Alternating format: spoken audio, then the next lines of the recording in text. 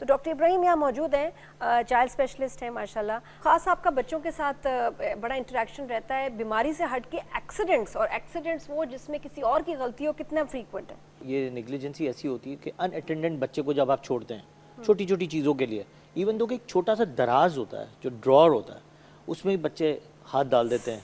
आय हाय। Plus फिर cabinets होती हैं, कैबिनेट्स पे चढ़ गए और कैबिनेट गिर गई उसके ऊपर। ये बहुत खौफनाक चीज़ है। इतना, और कैबिनेट्स गिरेंगी और वो गिरती हैं जी, क्योंकि वो आप छोटी सी कैबिनेट आप बना के रखते हैं। अब वो छोटा सा अगर बच्चा 1 साल 2 साल से वो कैबिनेट का वेट बर्दाश्त नहीं कर सकता, या वो चल भी नहीं सकता, वो इतनी देर भाग नहीं सकता कि वो कैबिनेट गिरे और वो वहाँ से हट जाए। एक तो वो चीज़ है।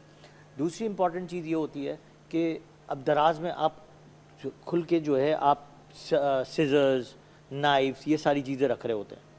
एक वो भी बहुत ड्रास्टिक, बहुत इमरजेंसी होती है कि एक भाई ने, एक जैसे ट्विन्स में बहुत ज़्यादा होता है ये कि आपने नाइफ रखी हुई है, ट्रायल बेसिस पे किसी का हाथ काट दिया।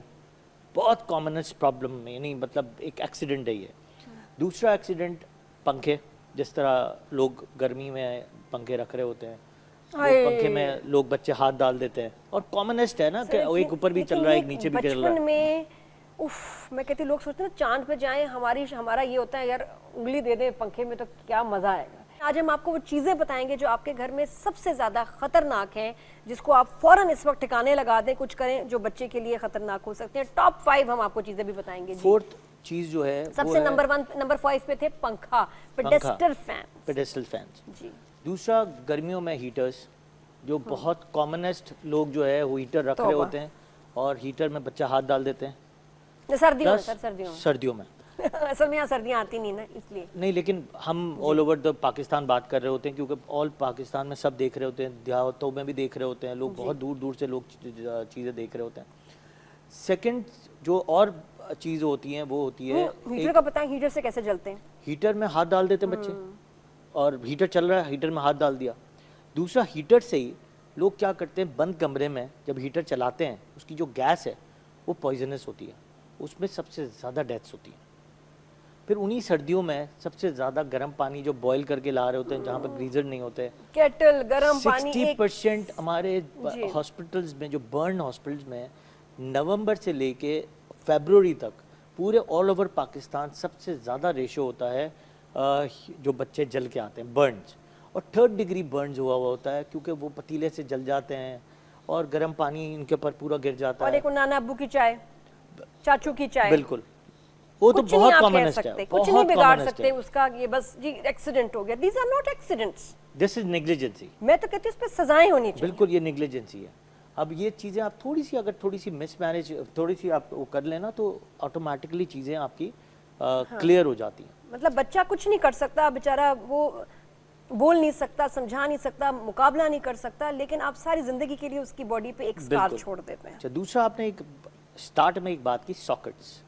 बच्चे लोहे की चीज़, एग्जाम्पल चम्मच, कांटा लेके सॉकेट्स में डाल रहे होते हैं, और सॉकेट्स कई दफ़ा ओपन होते हैं तो हाई डिग्री जो है इलेक्ट्रिक का जो है करंट लग जाता है, और उसमें बचाना सबसे ज़्यादा मुश्किल होता है। जितनी इमरजेंसी मैंने आपको बताई, ये बड़ा मसला है कि इसमें फिर बच्चे को, सर तरीका क्या, खुदा ना खास्ता बच्चे को करंट लग रहा हो और वो रुकता नहीं करंट। आपको मेन स्विच बंद करना है, आप वहाँ पे आ ही नहीं सकते स्विच बंद करने के लिए। या फिर आपके पास लकड़ी होनी चाहिए, या फिर रबड़ की कोई चीज़ होनी चाहिए, या फिर आप रबड़ के चप्पल पहने हुए होने चाहिए, और आपने उस सर्किट को, एक सर्किट बंद करे और आपने एक बच्चे को उठा लिया। अच्छा, अगर आप रबड़ की जूती पहन के बच्चे को बचा सकते हैं? जी, रबड़ में आपके करंट नहीं लगता ना। और लकड़ी, जैसे आपने रोडों पर भी देखा होगा तो लोग क्या करते हैं, लकड़ी से निकालते हैं या फिर रबड़ से निकालते हैं। पानी पड़ा हुआ होता है, कई दफ़ा ये चीज़ें जब पोछा लग रहा होता है और पानी वहाँ पड़ा हुआ है, बच्चे ने इलेक्ट्रिक सर्किट में हाथ डाल दिया, इट्स इन वेरी, यानी मैंने ये जब अपनी ट्रेनिंग्स में, जब मैं national institute of child health में था, तो ये इमरजेंसी में सारे जो चीज़ें जो है ये हम बहुत फ्रीक्वेंट रोज़ देखते थे, रोज़ डेली। और हम पेरेंट्स को भी देखते थे, हम कहते थे यार ये सॉकेट्स को, आप नीचे वाले सॉकेट्स को आप उसमें से वायर ही निकाल दो तो सॉकेट्स तो ना काम है, फिर बदले ना बच्चा डालता रहे। अब कई दफ़ा ना दिया क्या करते हैं लोग टेप लगा देते हैं, टेप या जो स्कॉच टेप लगा देते हैं, उसका कोई फ़ायदा नहीं, क्योंकि बच्चे बहुत ज़्यादा अक्लमंद होते हैं और निकालते हैं, और उनको शौक होता है कि ये जो होल है उसमें मुझे हाथ डालना है। इसके अब एक कवर्स आ गए हैं, प्लग्स के कवर्स आ गए हैं, सॉकेट कवर्स कहते हैं उनको, कि वो एक स्विच सा होता है, अंदर डाल दिया उसको बच्चा आसानी से नहीं निकाल बिल्कुल। सकता। दूसरा तरीका ये है कि आपने कुछ अरसे जब तक बच्चा बड़ा नहीं होता, आपने वहाँ से वो कनेक्शन निकाल दिया, थोड़े दिन बाद फिर लगा दिया। दूसरा जो और इमरजेंसी अब वाली बात दुनिया है, स्विच कर गई है वो जो 3 पिन पे 3 पिन 3 प्लग्स पिन पे। जो हैं उसमें बच्चे की उंगली नहीं आ सकती क्योंकि वो इतने फाइन होते हैं बिल्कुल और नहीं, सारे वो इलेक्ट्रॉनिक्स उस पे स्विच हो गए। उसमें एक बटन होता है, जब तक वो बटन में से जाएगा नहीं तो सॉकेट में वो जी। चीज़ें जाएंगी नहीं। ये सेफ्टी है, प्लीज आज ही अपने घर के सॉकेट्स चेंज कराएं। आपके लिए इलेक्ट्रॉनिक्स हैं उनके जो मूल हैं उनके स्विच चेंज कराएं क्योंकि the world has switch to 3 pin plug ताकि बच्चों को करंट ना लगे। और उसमें तो वो और बड़ा इमरजेंसीज safe है। जी है उसमें है, जो छोटे घर होते हैं उसमें एक तो टैंक्स खुले हुए होते हैं, हाय, और वो टैंक की किस्सा मेरे पास हो चुका है। जी। मेरा एक बहुत अच्छा दोस्त था, उसके बच्चे को टैंक में गिर गया और वो सरवाइव नहीं किया उस बच्चे ने। उसको बहुत कोशिश की गई कि उसको बचाया जा सके, लेकिन वो बचा नहीं क्योंकि वो 5 मिनट से ज़्यादा जो है टैंक में गिर गया हमारी था। भी एक फ्रेंड की बेटी की पहली साल गिरा तो बच्ची बाहर जाती है फ्रॉक पहन के तैयार होके, मम्मी थोड़ा सा अपने किचन के काम में लगी, इत्तेफाक से बच्ची उस वक्त अनअटेंडेंट थी। फिर उनको बच्ची मिली नहीं काफ़ी देर, तो जितनी देर में उन्होंने देखा इधर है उधर है, यहाँ थी, पहले कहाँ थी है वो, वही था कि टैंकर आए, क्योंकि हमारे बार बार टैंकी में हिलजिल होता है, टैंकर आते हैं पानी डालते हैं, टैंकी का कवर नहीं डालते वापस बिल्कुल। सही तरह। बहुत ये इम्पोर्टेंट है कि बच्चे उसमें चले जाते हैं। सर मैं पिंडी में रही हूँ, मैंने कभी टैंकी का ये ढक्कन वक्कन देखा ही नहीं। अच्छा। हमारी होती थी बड़ी बड़ी ऊपर टैंकियां या तो छत पे, या ये कराची में एक बड़ा खौफनाक ट्रेंड है। पंजाब में मैं अभी लास्ट जब एक टूर पे गया तो मैं बहनों के घर पे रुका, तो मैंने देखा कि मैंने ऐसी बात की, मैंने कहा यार यहाँ पे पानी कैसे आता? कह रहे पानी यहाँ जमा नहीं होता, पानी डायरेक्ट टैंक में जाता है ऊपर, जी, नीचे टैंक होता ही नहीं है, बनता ही नहीं है। जी, तो वहाँ पर यानी निज़ाम देखें, सब इम्पोर्टेंट है आपकी सारी निज़ाम पे कि निज़ाम कैसे बनाया जाता है। सिर्फ कराची है जिसमें टैंक से नहीं, वहाँ पे नहीं है। मैंने पूछा, मैंने कहा हर घर में नहीं है, उन्होंने कहा कि पूरे पंजाब में टैंक्स नहीं है, प्रेशर इतना होता है कि ऊपर पानी चला जाता है। जी।